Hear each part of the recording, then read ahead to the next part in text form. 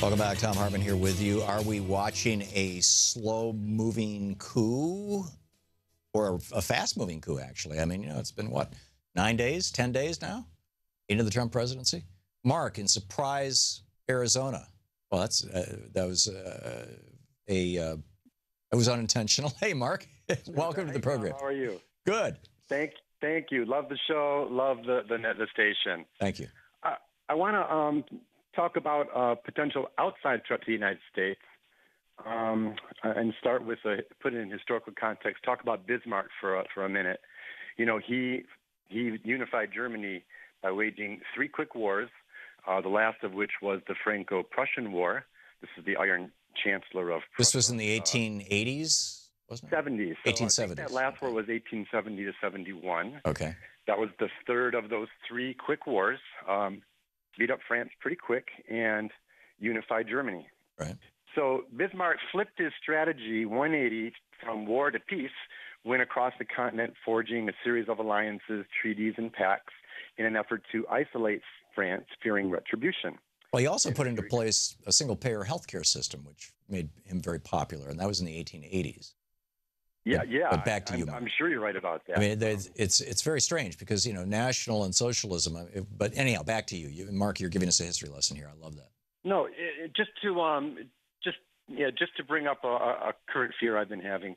So Bismarck sets up this complicated system of a series of alliances with countries, basically non-aggression pacts, in an effort to isolate France, fearing retribution.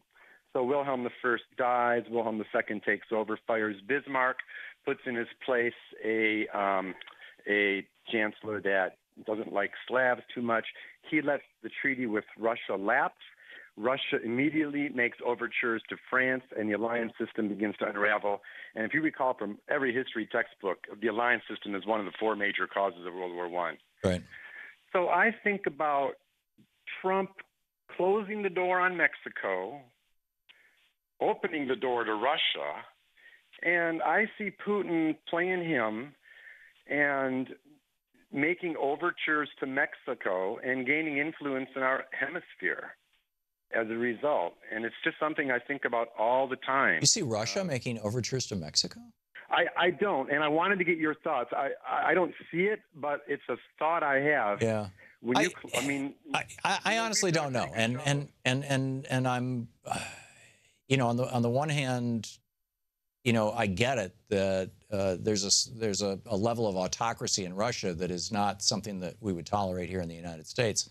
Although, when FDR ran for his 4th term in office, there were a lot of Republicans screaming that the guy had thought he was king and he's an autocrat and that's the end of American democracy. And after he died, they passed a constitutional amendment to limit the president to 2 terms.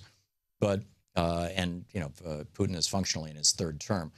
But so that you've got that on the one hand, but on the other hand, it seemed an awful lot of what I'm looking at looks to me like they're saying, leave us our sphere of influence, we'll leave you yours.